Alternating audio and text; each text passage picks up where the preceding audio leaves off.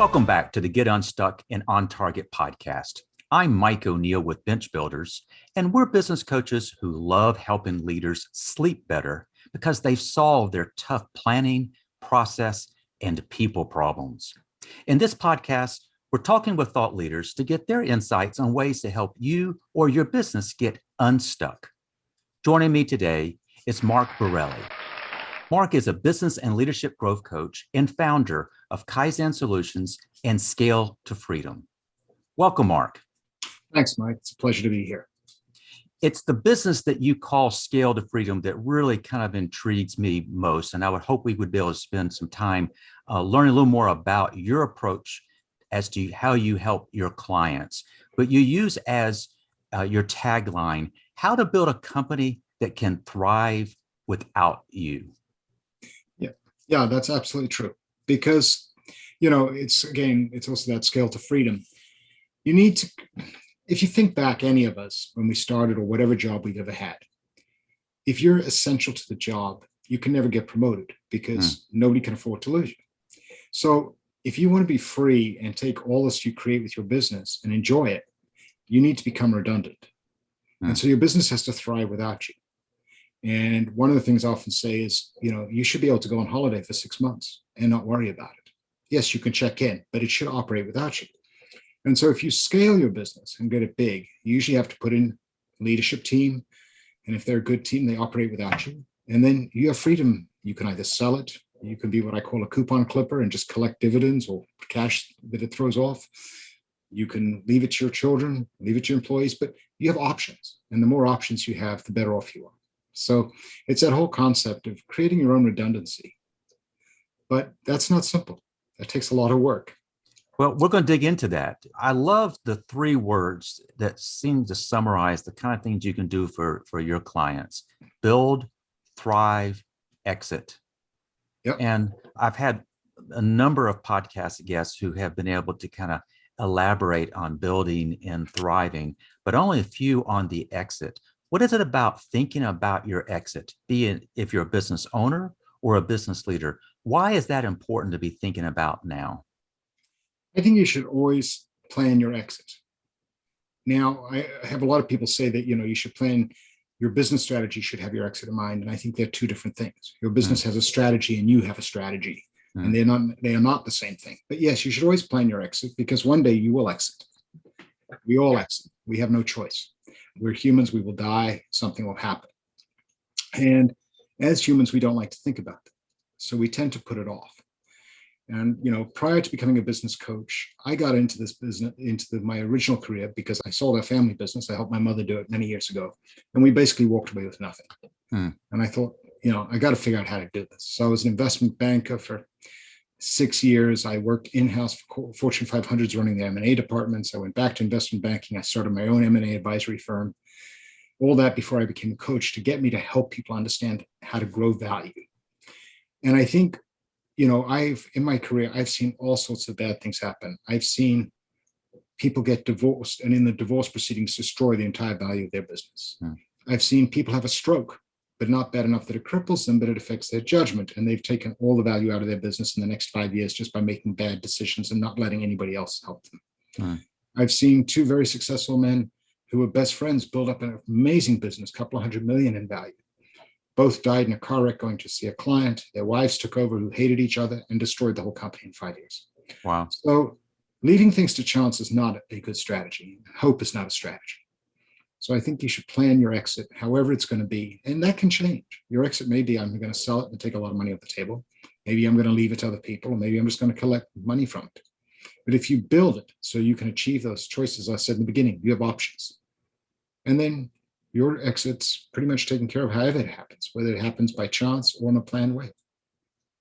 You shared with me prior that, when business is good, it can come to the point that when business is good, it can be potentially overwhelming. And That is, with growth comes complexity. With Indeed. growth comes potential confusion. Yeah. You also kind of shared in that in today's economic times, boy, oh boy, it's so unpredictable. And something that you kind of have highlighted is, as a business leader or a business owner, one of the things that can be most challenging in a growth situation is cash flow. That's absolutely true. Why is that? So most people don't look at this well enough, and they look at their business and they say, we're making a profit. And they just assume profit translates into cash flow. What happens though, depending on your business. So for example, a company that I was working with recently, they're growing. I think they're going to go from about 2 million to 6 million in sales, which is a great year for them. Yes.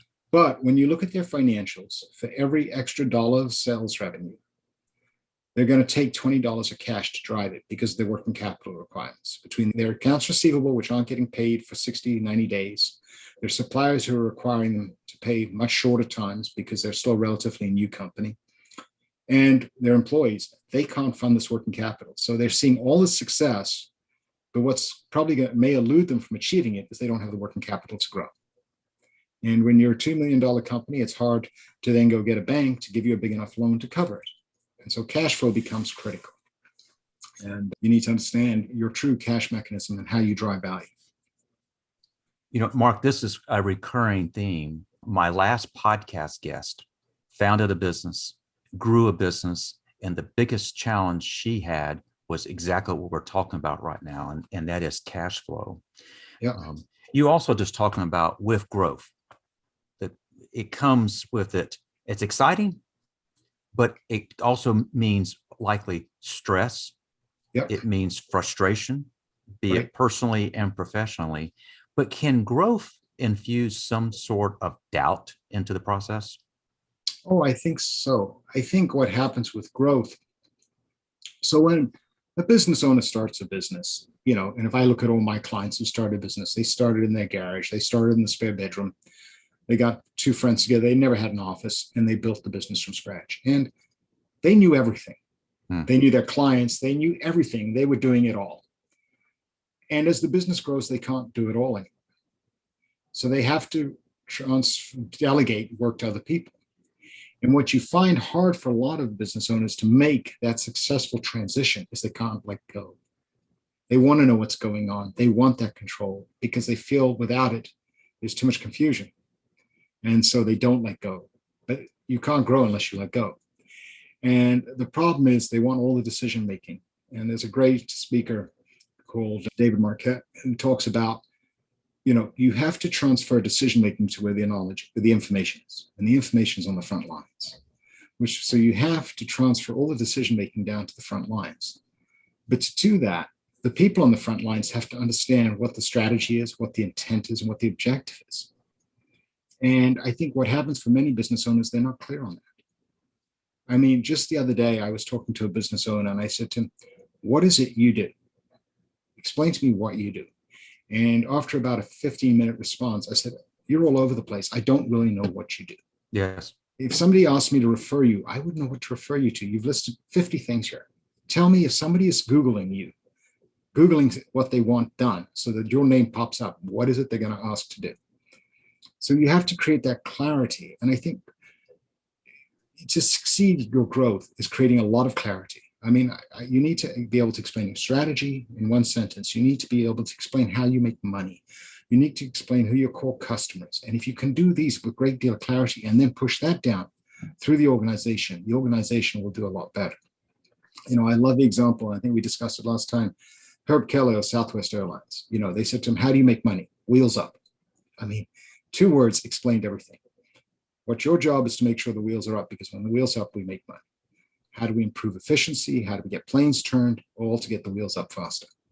And that is a great way of thinking. And if you can do that within your business, you can really lead to much more transformation because people understand what the objective is. They can think of new processes and drive value and growth. So, Mark, I want to unpack that a little bit more. You said that you will sometimes be talking to business owners, business leaders, and you ask what should be a softball question. Yep. What do you do? And you get this rambling response. Yep. And that until they can get very, very clear who they are, what they do, how they do it, how what they do is different than the competitors, if you can't reduce that to a few sentences, if I'm hearing you correctly, then you're not going to be able to push into the organization decision-making because you can't explain to your own team what it is you're all about. Absolutely. And, I work with clients trying to achieve this, and they say to me sometimes, this is really hard. And I'm like, yes, it's very hard. But only the companies that really spend time doing it end up being truly successful and scale. It's not easy, but it takes iterations to get there. But you will get there if you keep working at it.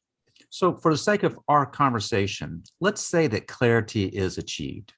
And now the business leader says, okay, I want to be able to push that into my organization.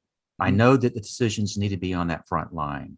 What might be a couple of practical tips that you give business leaders on how to take that clear vision, clear strategy, and push it into the organization in a meaningful way?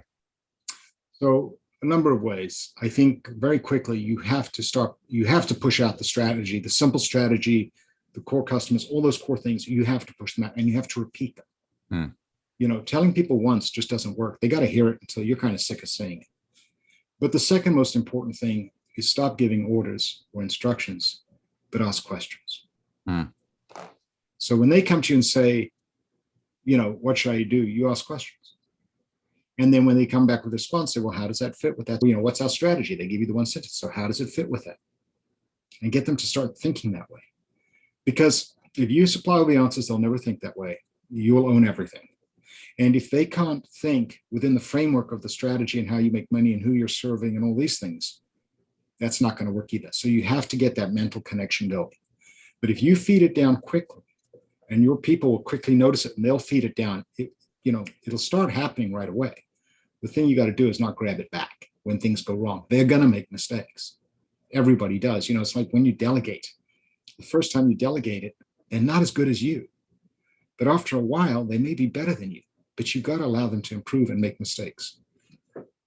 You share so far the importance of aligning strategy with operational tactics by making sure that the people who are really in the front line, on that front line, understand that and can embrace it, that they can say it back to you and relate everything they're doing to that strategy. So we've talked a little bit about alignment, but to what extent is an engaged team, an engaged workforce important to success? Absolutely. I mean, without it, it's, you and I talked about this, 90% of business problems are people problems. Machines are pretty easy. Computers are pretty easy. Yes, it may not work, but we can fix those. But people are all different. They're all unique. They all have different drives and motivations. And so you have got to work on pulling them together. A great team that's working together with the right leaders will outperform everybody else. I mean, there's so many studies on this, from SEAL team leaders, putting different leaders in boats to allow that team to achieve where they couldn't achieve before. And I think, so you've got to get people aligned. And I think the first place is, that question, why do you exist as an organization? Do you have a purpose that's bigger than yourself that makes people want to belong to that? So that gets them by. Then, do they culturally fit with you? I mean, as Jim Collins says, culture is strategy. Yes. So do they align with your cultural objectives? But even once you've done that, that doesn't mean just because they've got culture they fit and they believe in your higher vision, you've got to keep checking on them. I mean, you look at Lencioni's 5 dysfunctions of a team. I think it's great to check on your leadership team regularly.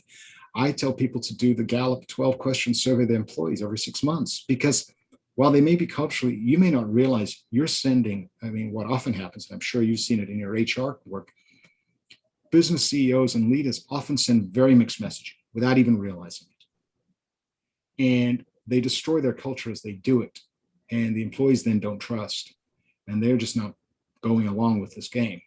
And that just breaks the whole system down. So you have to make sure that you are delivering on what you say, like you deliver to your customers, and check your customer satisfaction, check on your employees, and deal with them as people. I think COVID has been a great lesson for those who paid attention. Your employees wanted empathy. They want to know you cared. And the CEOs who reached out and checked on their employees and made sure they cared, not how was the work getting done, but actually, how are you? How is your family? How are your children? They will have people who will stay with them a lot longer. People always remember the kind things people do. They don't remember the money. And so I think empathy is going to be a big factor going forward. And if you haven't figured that out, you're really going to be at a disadvantage. Mark, do you work primarily with private or publicly held companies? Private. I work primarily with companies, probably 5 to 100 million. that are looking to grow. When you're working with a private company and you're working perhaps with the founder or key leadership, oftentimes profitability is somewhat kept close to the vest.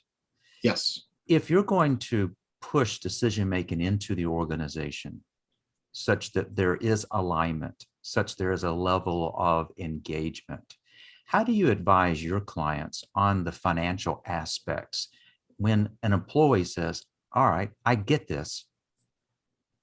How do you broach the subject of profitability? If all this is going to do is put money in the owner's pocket, how do you help address that potential aspect? So I think, that's a great question. And it reminds me of a fantastic cartoon of a guy sitting in a Ferrari looking at a man standing next to him. And he says, Fred, if you work really hard and hit all your KPIs next year, I can buy another new car. So yes, it's a real issue. But I think many CEOs and business owners want to keep their cards very close to their chest. They don't want to share information. What I say is, if you go back to Jim Collins, he has a great metric, profit per X. And profit can be any profit, and X is anything. But it's unique to your business. And you need to tell all your employees, and they need to understand that. And they need to be able to influence both the revenue line and the cost line so they can get to that profit per X. Now, in most cases, that is a gross profit or a contribution margin.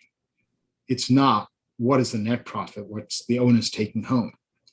But if they can actually see what the results are and they feel they're having an impact, and you've brought in with them in culture and then what the greater goal of the organization is, I think that helps. But then going back to the empathy question is, when you have an employee, ask them, what is it you want to achieve?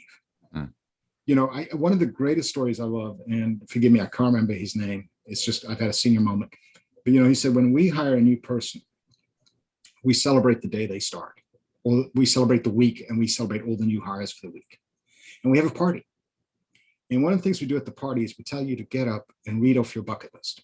And we make a commitment that in your first year with us, we will help you attain one item on your bucket list.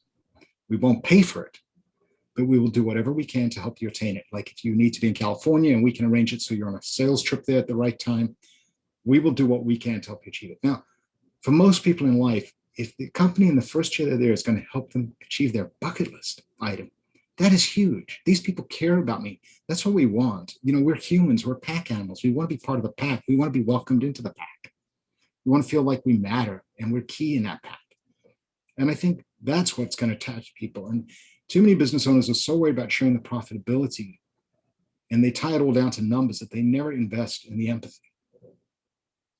I love what you're describing here, because what you're acknowledging is you don't necessarily have to reveal net profit to the owner, but you've got to be able to give employees a sense of what is it I'm doing? How does that move the needle? And if it's profit per X, and you're able to share that, and they can see how what they're doing can contribute to X. I love when you mentioned Herb's wheels up. Those two words basically summarize the whole business strategy. If we ain't flying, we ain't making money. Pardon my bad English. But all that to say is, as a business coach, we've spent most of our time talking about the people challenge of owning and running a business. May I ask, you've worked with clients, and sometimes those clients get stuck. Perhaps even you've gotten stuck. Can you share maybe some examples where you got stuck or they got stuck, and what did you do to get unstuck? So where I see people get stuck, and I've got many examples, but I'll use myself when I was in my M&A world, is you're starting your business and it's growing, but you're desperate for revenue because you're already taking on expense lines. And so somebody comes along and says, can you do X? And you're like, absolutely, I can do anything. And I understand why we do it, because I did it. But the minute you start to do anything, you do nothing. I can't refer you. I don't know what you do. You've lost your focus. And I think the key is to stay focused. And so, if you go back to how I said growth, it's, why do you exist? What are your values, which are the high level things? But then what is it you do? Or as, Clayton Christian and Harvard used to say, what is the job people hire you to do? That's what they're doing, is they're hiring you to do a job for them. What is that job? And always focus on that. And then who is your core customer? And really know who your core customer is. And one of the criteria of core customers, I often speak to people and say, who's your core customer? And they tell me it's so and so and so. And I'm like, so what's their profitability? I'm like, I don't know. Well, then how can they be your core customer? Your core customer is somebody who enables you to make a real profit, an optimal profit. They refer you. They're a pleasure to work with. They don't suck up your team and they don't create chaos. Those are things you need to look at. And then what is your value promise? What do you promise these people you're going to give them that's quantifiable? And if you really develop those and stick with those metrics, you don't get lost. And I think we all get lost because we lose focus. We are either desperate for revenue, we're desperate to cut costs, we're looking for something when there's a stress, or we're stressed. When we're stressed, we lose focus. And I think if we can retain that focus and really drive that focus through the whole organization, it leads to a better success. Going back to Herb Keller, it was wheels up, but these other things was his profit per X was profit per airplane. So if you consider that, revenue is how much revenue can we squeeze into a plane? But if it's profit per plane, it's how fast can we turn the plane? How fast can we, everything relates to everything we do with that plane to get it from A to B. And if we're measuring that, everybody in the whole system knows I got to get that cost per plane down or the revenue per plane up. And you just get that central thought process going and it just gets very fixed. Mark, I want to make sure I heard what you said correctly. I probably don't remember it, but something to the effect of, if you're doing everything, you're doing nothing. Right. Somebody once said to me, and it was a great line, he said, you have to be famous for something. And if you're famous for too many things, you're famous for nothing, because I don't know what you do. We humans have, we've all seen it. We all get the emails. We've all seen the books. 5 ways to grow your business, 3 ways to do this, 7. Why are they all numbers? Because we remember numbers. The smaller the number. If I said 450 ways to do your business, nobody would read it. Right. So again, if I go to CEO and say what you do, and I get this long list, yes, he does all those things, but can you bring it down to an overarching concept? Going back, I love Southwest. Going back, what was Southwest doing? They were getting business people home for dinner. That's all they did. It's traveling salesmen home for dinner. And their choice was, their competitive set was guys going to take a bus or a taxi or something like that for a long distance. So if you get that simplicity in, and then people know exactly what you do, and they know why I should refer you. And when you talk to people, they're like, I have that problem.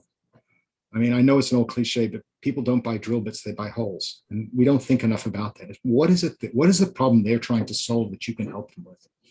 And stay focused on that. That is the key. So you shared an example where clients have gotten stuck because they were trying to do everything instead of the main thing, the holes, if you would. Might there be any examples where maybe Mark got stuck? Well, I got stuck on that one. I lost focus a number of times in my business life. Usually it was chasing too many opportunities and not being disciplined. And this is what I do, and this is what I do best. And wanting to say I can do everything.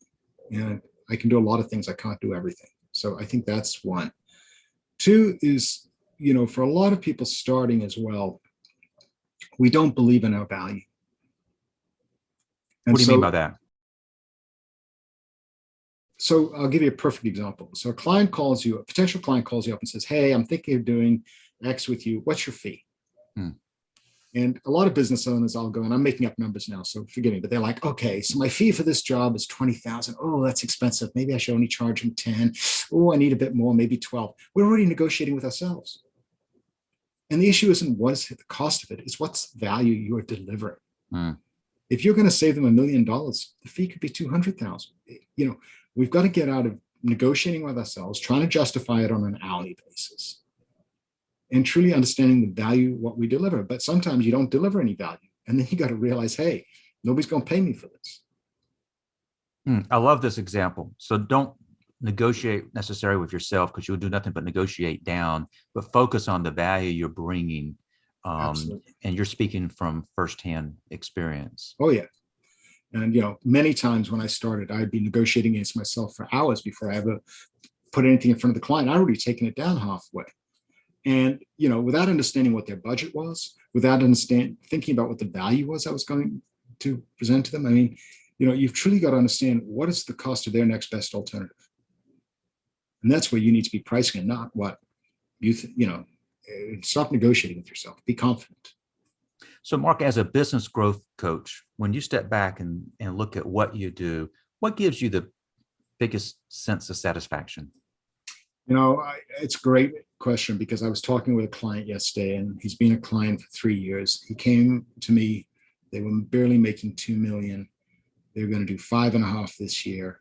They've got processes, structure.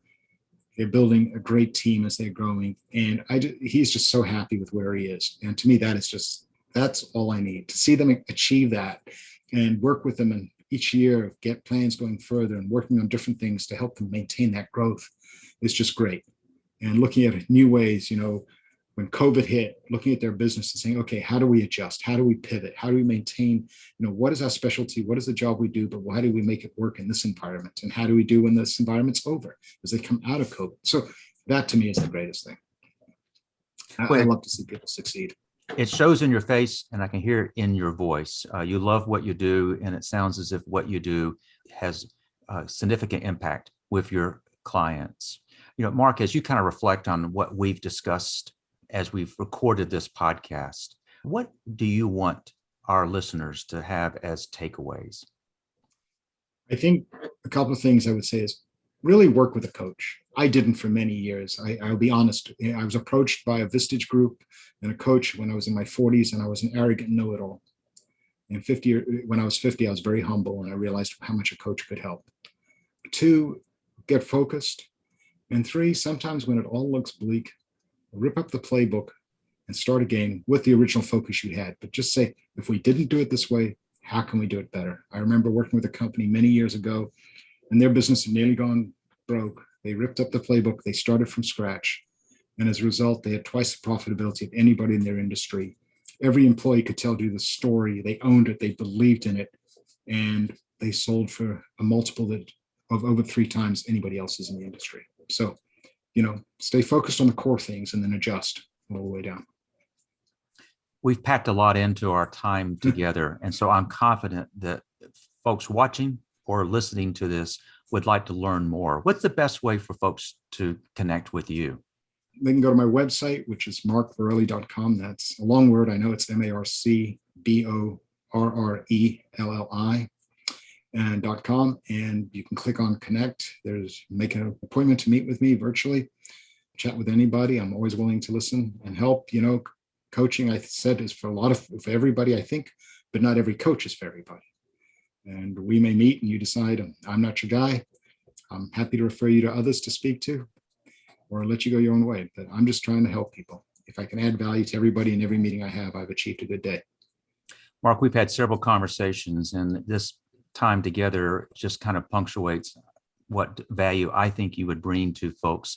We will include your contact information in the show notes. Thank you for your time today. Thank you, Mike. It's been a pleasure. I really enjoyed it.